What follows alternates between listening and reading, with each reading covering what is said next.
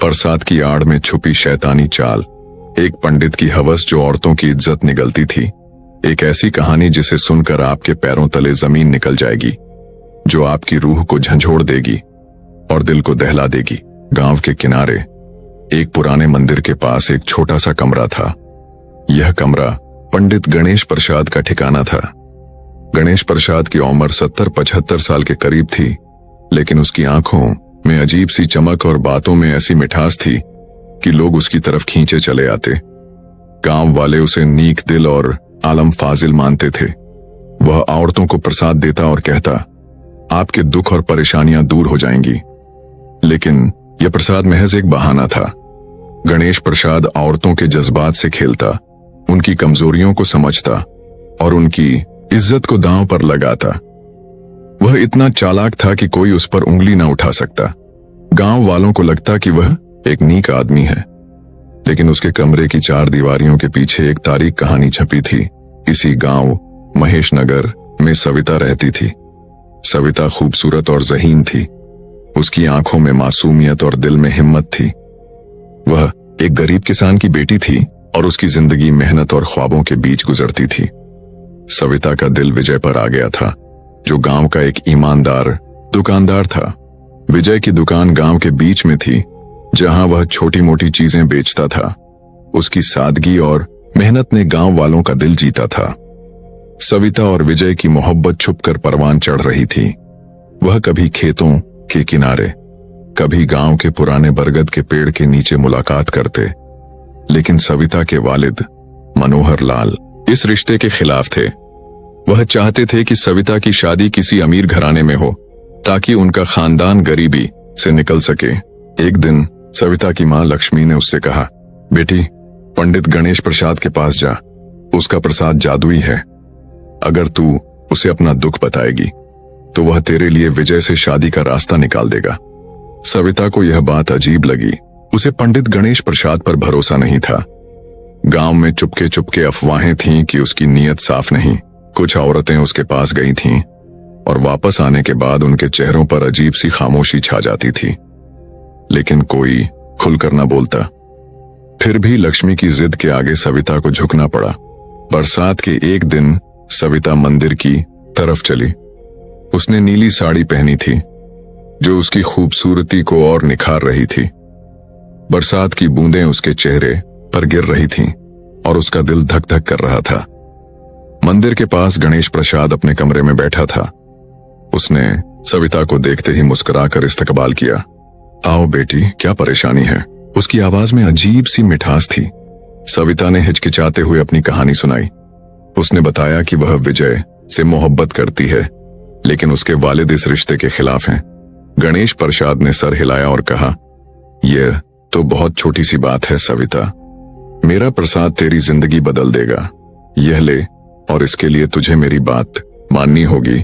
उसने सविता को प्रसाद दिया और कहा, आपके दुख और परेशानियां दूर हो जाएंगी, लेकिन इसके लिए उसे खास पूजा रात को अकेले करनी होगी। तुम किसी को ना बताना। सविता का दिल धक धक करने लगा। उसे गणेश प्रसाद की नीयत पर शक हुआ। उसने पूछा, क्या यह पूजा दिन में नहीं हो सकती? गणेश प्रसाद ने हंसते हुए कहा, बेटी, जादू रात को ही होता है। तुम फिक्र न करो, मैं तेरा भला ही चाहता हूं। सविता घर वापस आई, लेकिन उसका दिल बेचैन था। उसने विजय को बरगद के पेड़ के नीचे मुलाकात की और सारी बात बताई। विजय गुस्से से भर गया। उसने कहा, सविता, यह पंडित कोई अच्छा आदमी नहीं। गांव में उसके बारे में बातें चलती हैं। तुम उसके पास वापस नहीं जाओगी। लेकिन सविता ने कहा, विजय, अगर हम उसे बेनकाब ना करेंगे तो वह और औरतों को अपनी चालों में फंसाता रहेगा। मुझे एक मंसूबा बनाना होगा। सविता ने विजय के साथ मिलकर एक मंसूबा बनाया। वह रात को गणेश प्रसाद के पास जाने वाली थी, लेकिन इस बार वह अकेली नहीं थी। विजय, गांव का पंच कृष्णा और उसका दोस्त अर्जुन छुपकर उसकी हिफाजत के लिए मौजूद थे। रात हुई। सविता ने अपनी मां से छुपकर मंदिर की तरफ कदम बढ़ाए। बरसात अब भी जारी थी और उसका दुपट्टा भीग चुका था। गणेश प्रसाद अपने कमरे में बैठा उसका इंतजार कर रहा था। उसने सविता को देखकर मुस्कुराते हुए कहा, आओ सविता, आज तेरी मोहब्बत का ख्वाब सच होगा। उसने पूजा शुरू की और प्रसाद दिया, कहते हुए आपके दुख और परेशानियां दूर हो जाएंगी। लेकिन उसकी नजरें सविता पर टिकी थीं। जैसे ही वह सविता के करीब आया और उसका हाथ पकड़ने की कोशिश की, सविता ने जोर से चिल्लाया, ये क्या कर रहे हो पंडित जी? उसी लम्हे विजय, कृष्णा और अर्जुन कमरे में दाखिल हुए। गणेश प्रसाद घबरा गया। उसने भागने की कोशिश की, लेकिन गांव वालों ने उसे पकड़ लिया। सविता ने सबको गणेश प्रसाद की असलियत बताई कि वह प्रसाद के बहाने औरतों को धोखा देता था। गांव वालों ने उसे सजा दी और गांव से निकाल दिया। सविता की हिम्मत की कहानी गांव में मशहूर हो गई। सविता के वालिद मनोहर लाल ने भी विजय से उसकी शादी कबूल कर ली। 1 साल बाद सविता और विजय की शादी हुई। शादी के दिन विजय ने सविता के हाथ में एक चांदी का कंगन पहनाया, जो मोहब्बत का बंधन था, न कि किसी पंडित की चालाकी का। सविता ने घर संभाला और गांव की औरतों को सिलाई और कढ़ाई सिखाने लगी। विजय ने अपनी दुकान को बढ़ाया और दोनों की मोहब्बत हर रोज गहरी होती गई। लेकिन गणेश प्रसाद की कहानी खत्म न हुई। उसके दिल में बदले की आग सुलग रही थी। वह गांव से निकल गया, लेकिन उसने अहद किया कि वह सविता और गांव वालों से हिसाब चुकता करेगा। 1 साल बाद गांव में एक नई अफवाह फैली। एक नया पंडित शंकर दास गांव के करीब एक छोटे से आश्रम में रहने आया। उसकी उम्र भी 70-75 साल थी, लेकिन उसका चेहरा पुरकशिश था। वह औरतों को प्रसाद देता और कहता, आपके दुख और परेशानियां दूर हो जाएंगी। गांव की औरतें उसकी तरफ खींची चली गईं। सविता को यह सब सुन कर शक हुआ। उसने विजय से कहा, यह शंकर दास कोई नया पंडित नहीं, मुझे लगता है कि यह गणेश प्रसाद की नई चाल है। विजय ने हंसते हुए कहा, सविता, तेरा शक अब हर नए पंडित पर जा पड़ता है, लेकिन ठीक है, हम जांच करेंगे। सविता ने अपनी दोस्त प्रीति को साथ लिया, जो गांव की एक बहादुर और चालाक लड़की थी। प्रीति शंकर दास के आश्रम गए। उसने एक सादी सी साड़ी पहनी और परेशानी का रंग चढ़ाया। शंकर दास से मिलकर उसने कहा, पंडित जी, मुझे अपनी शादी की फिक्र है। मेरा रिश्ता तय हुआ था, लेकिन लड़के वालों ने इनकार कर दिया। क्या आप मेरी मदद कर सकते हैं? शंकर दास ने उसे प्रसाद दिया और कहा, आपके दुख और परेशानियां दूर हो जाएंगी, लेकिन इसके लिए एक खास पूजा रात को अकेले करनी होगी। प्रीति ने सर हिलाया और सविता को जाकर सारी बात बताई। सविता का शक यकीन में बदल गया। उसने कहा, यह गणेश प्रसाद ही है। उसने नाम बदला, लेकिन चाल वही है। सविता ने विजय, प्रीति और गांव के मुअज्जज लोगों के साथ एक मंसूबा बनाया। वह शंकर दास को पकड़कर पुलिस के हवाले करना चाहती थी। सविता ने अपना रूप बदला, एक पुरानी साड़ी पहनी और चेहरा दुपट्टे से ढांप लिया ताकि शंकर दास उसे पहचान न सके। वह आश्रम पहुंची और कहा, पंडित जी, मेरी शादी को 1 साल हो गया, लेकिन मेरा शौहर अब मुझ से प्यार नहीं करता। क्या आप मेरी मदद कर सकते हैं? शंकर दास ने सविता को देखा। उसकी आंखों में वही चमक थी जो गणेश प्रसाद की थी। उसने प्रसाद दिया और कहा, आपके दुख और परेशानियां दूर हो जाएंगी, बस तुझे रात को एक पूजा के लिए अकेले आना होगा। सविता समझ गई कि यह वही पुरानी चाल है। उसने शंकर दास से कहा कि वह रात को आएगी, लेकिन इस बार सविता ने पूरे गांव को अपने मंसूबे में शामिल किया। उसने पंच कृष्णा, विजय के दोस्त अर्जुन और अपने वालिद मनोहर लाल को भी बताया। रात हुई। शंकर दास अपने आश्रम में सविता का इंतजार कर रहा था। जब सविता आई, उसने अपना दुपट्टा हटाया। शंकर दास हैरान रह गया।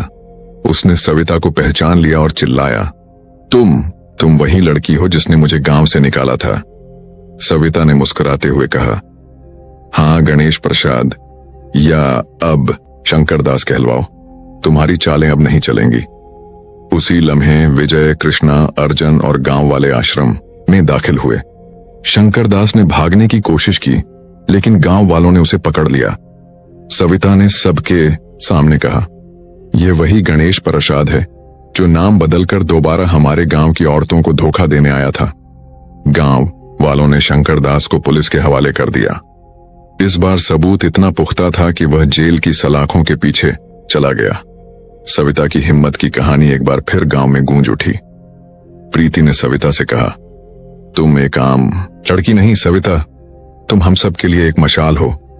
सविता और विजय की मोहब्बत की कहानी मजबूत हो गई। एक रात जब बरसात हो रही थी, विजय ने सविता को अपने घर की छत पर बुलाया। उसने सविता के हाथ में एक चांदी का कंगन दिया। विजय ने कहा, सविता, यह मेरी मोहब्बत का वादा है। तुमने न सिर्फ मेरी जिंदगी बचाई बल्कि पूरे गांव को एक धोखेबाज से निजात दिलाई। सविता की आंखों में आंसू आ गए। उसने कंगन पहना और विजय के गले लग गई। बरसात की बूंदों के बीच दोनों ने हमेशा साथ रहने का वादा किया। सविता और विजय की शादी को 3 साल हो गए। उनके 2 बच्चे थे, 3 साल का बेटा अरुण और 1 साल की बेटी रेणु। सविता घर संभालती थी और गांव की औरतों को सिलाई और कढ़ाई सिखाती थी। विजय की दुकान अब गांव की सबसे बड़ी दुकान बन चुकी थी। एक दिन गांव में एक नई हलचल मची। एक नया आदमी आया जो खुद को संत रघुनाथ कहता था। वह गांव से कुछ दूर एक छोटी सी कुटिया में रहता था। उसकी दाढ़ी लंबी थी, चेहरा नूरानी और बातों में सहर था। वह औरतों को प्रसाद देता और कहता, आपके दुख और परेशानियां दूर हो जाएंगी। गांव की औरतें उसकी तरफ दौड़ी। सविता को यह खबर मिली तो उसका दिल बेचैन हो गया। उसने विजय से कहा, यह रघुनाथ कोई नया शख्स नहीं, मुझे लगता है कि यह गणेश प्रसाद की नई चाल है।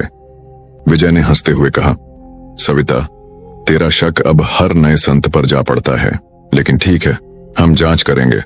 सविता ने अपनी भाभी रमा को साथ लिया। रमा गांव की एक बोल्ड औरत थी। रमा रघुनाथ के पास गई। उसने एक परेशान औरत का रूप धारा और कहा, संत जी, मेरे घर में कलह हो रही है, क्या आप मेरी मदद कर सकते हैं? रघुनाथ ने उसे प्रसाद दिया और कहा, आपके दुख और परेशानियां दूर हो जाएंगी, लेकिन इसके लिए एक पूजा रात को अकेले करनी होगी। रमा ने सर हिलाया और सविता को जाकर सारी बात बताई। सविता का शक यकीन में बदल गया। उसने कहा, यह गणेश प्रसाद की तीसरी चाल है। वह बार बार नाम बदलकर हमें धोखा देने की कोशिश कर रहा है। सविता ने गांव के जवानों, अपने भाई कृष्णा और विजय के दोस्त अर्जुन को शामिल किया। वह रघुनाथ से खुलेआम मिलने गई और कहा, संत जी, मैं सविता हूं। आपका प्रसाद गांव में बहुत मशहूर है। क्या आप मेरी भाभी की पूजा कर सकते हैं? रघुनाथ सविता को देखकर घबरा गया। उसने खुद को संभालते हुए कहा, हां बेटी, जरूर। सविता ने कहा, लेकिन पूजा सबके सामने होगी, दिन में। रघुनाथ ने हिचकिचाते हुए हामी भरी। सविता ने गांव वालों को जमा किया। दिन के वक्त जब पूजा शुरू हुई, रघुनाथ मंत्र पढ़ रहा था, लेकिन उसकी नजरें सविता पर जा रही थीं। अचानक सविता ने बुलंद आवाज में कहा, रघुनाथ, या कहूं गणेश प्रसाद, तुम्हारी यह तीसरी चाल भी नाकाम हो गई। सविता ने रघुनाथ की दाढ़ी खींची और वह नकली निकली। नीचे से गणेश प्रसाद का चेहरा सामने आया। गांव वालों ने गुस्से में उसे घेर लिया। गणेश प्रसाद ने माफी मांगने की कोशिश की, लेकिन सविता ने कहा, तुमने बार बार हमारे गांव की इज्जत से खेलने की कोशिश की। अब तुम्हें ऐसी सजा मिलेगी कि तुम कभी वापस ना आओ। गणेश प्रसाद को पुलिस के हवाले किया गया और उसे सख्त सजा मिली। सविता की हिम्मत की कहानी पूरे इलाके में फैल गई। गांव की औरतें अब किसी के बहानों में न आती थीं। वह सविता से सीख चुकी थीं कि अपनी इज्जत और दिल की हिफाजत खुद करनी होती है। सविता और विजय की मोहब्बत की कहानी एक अजीम दास्तान बन गई। एक रात जब बरसात हो रही थी, विजय ने सविता को घर की छत पर बुलाया। उसने सविता को एक चांदी का कंगन दिया। सविता, तुमने न सिर्फ मेरी जिंदगी बनाई बल्कि पूरे गांव को बचाया। ये मेरी मोहब्बत का वादा है। सविता की आंखों में आंसू आ गए। वह विजय के गले लगी और बरसात में दोनों ने हमेशा साथ रहने का वादा किया। सविता की कहानी एक सबक बन गई। गांव की औरतें सीख गईं कि कोई प्रसाद उनकी किस्मत नहीं बदल सकता। असल जादू उनके अपने दिल की हिम्मत और अक्ल में था। और सविता, वह विजय के साथ अपनी मोहब्बत की दुनिया में खुश थी, जहां कोई जाली प्रसाद नहीं, सिर्फ सच्ची मोहब्बत का बंधन था।